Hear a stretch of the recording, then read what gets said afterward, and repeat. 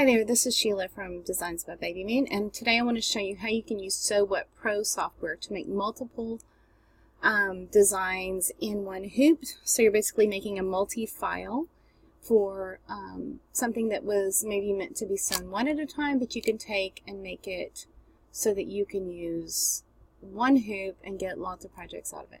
So right now what I have is the dog bone name, eyelet tag, or ornament design.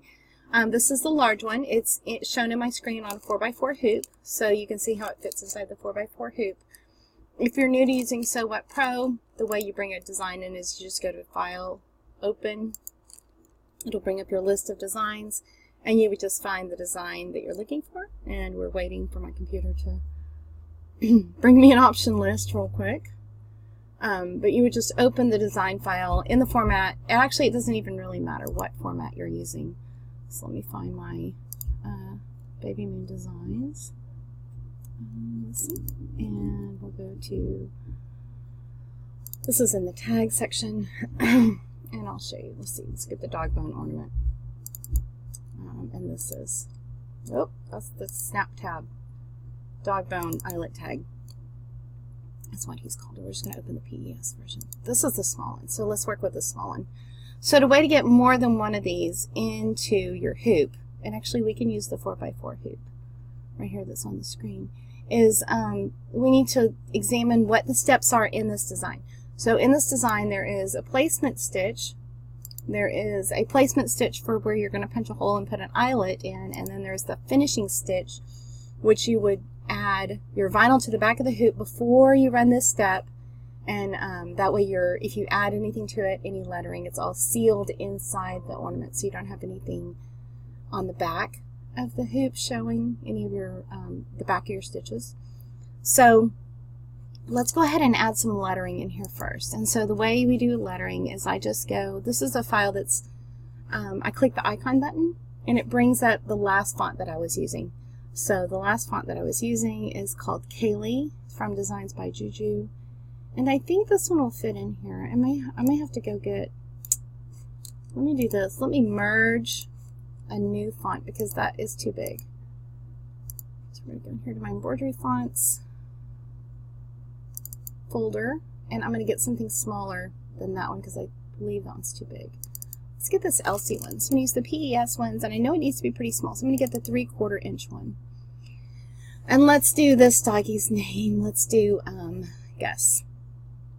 So we're going to get the G. The G will show up on our screen. It's not right. It's not the right size or anything right now.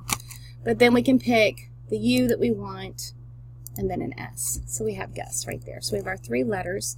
And I can click the icons button again and get rid of that pane.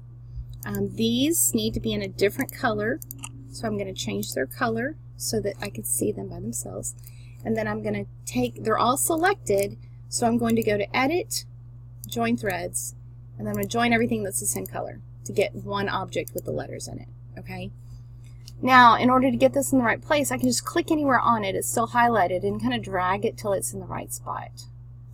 But it's still too big for me. I'm going to take it, I'm going to shrink it just a little bit. And Sew What Pro does make some adjustments for you, so it's not too dense, but I don't recommend doing a whole lot of shrinking and growing of designs that you merge in Sew What Pro. It's not very fine. It doesn't, the tuning is not as fine as it is in some other programs. But you can shrink and grow a little bit.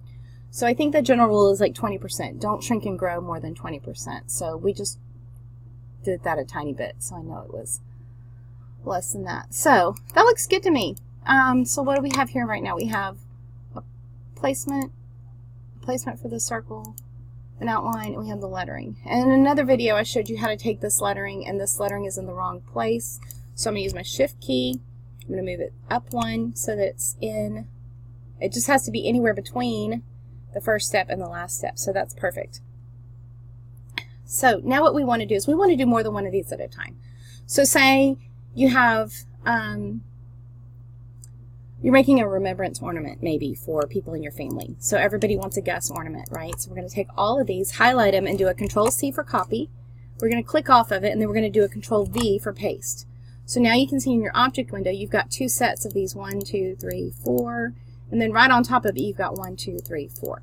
Now, we know we don't want it to be right on top of the other, so I'm going to click while holding my control key down to grab the last 4, and now I can grab it with my mouse and drag it away from the original ornament. Now you can see I've got two instances of that ornament. I actually want them a little bit close together. I don't need that much room in between them, but I don't want to put them too close, because when you're trimming, you need a little bit of a margin. Okay, so now we've got two ornaments. Now let's select them all. 5, 6, 7, 8. And now we can drag them up into our hoop because they're kind of hanging off. So now they both fit in the 4x4 hoop. Now you have two ornaments. What's going to happen is it's going to stitch placement, lettering, hole, outline. Placement, lettering, hole, outline. It would be really great if we could stitch the placement stitches all together, wouldn't it? So let's take this number, the second placement stitch, and I'm holding my shift key down also, and I'm going to click on it and I'm going to drag it up so that it's right next to the first placement stitch and let it go. See? Now there's that one and then that one, same thing. And we want the lettering to stitch at the same time. So again, I'm going to do the same thing. I've got it held with my shift key. I'm dragging it with my mouse so it's right up under. Now I've got Gus and Gus. Actually, I moved the one on the bottom. I don't want to do that. I want to sew them in the right order. So I'm going to switch these places. Okay, that's better. Again, same thing with the circle on top. I want the circle to stitch at the same time. Actually, you know what I do lately? I'm actually deleting the circles, so I'm just going to delete those because I don't want extra stitches in there anyway, and I kind of know where to punch a hole. So that leaves our last finishing stitch by itself too. Now, in your machine, these things that these still count as stops, so your machine will still stop. So what I want to do is I want to make sure my machine's not going to stop. It's going to stitch both placement stitches before I have to do anything. And then it's going to stitch both names before I have to do anything. And then it's going to stitch both outlines before I have to do anything. So in order to do that, you need to join these threads. So the way we do that, we can do Edit, Join Threads, and we can join all threads of the same color. We could join adjacent threads of the same color because I put them all next to each other in the right order. If you wanted to only join one set of those together, then you could just join the number 1 and 2, or the number 3 and 4, or the number 5 and 6 if you put those numbers right there. But let's join all the ones that are the same color, and it should take it from 6 steps down to 3. Okay, yep, it did it. Okay, so now we've got a new file that has all this together, and you would just save this new file as something else and then move it to your machine.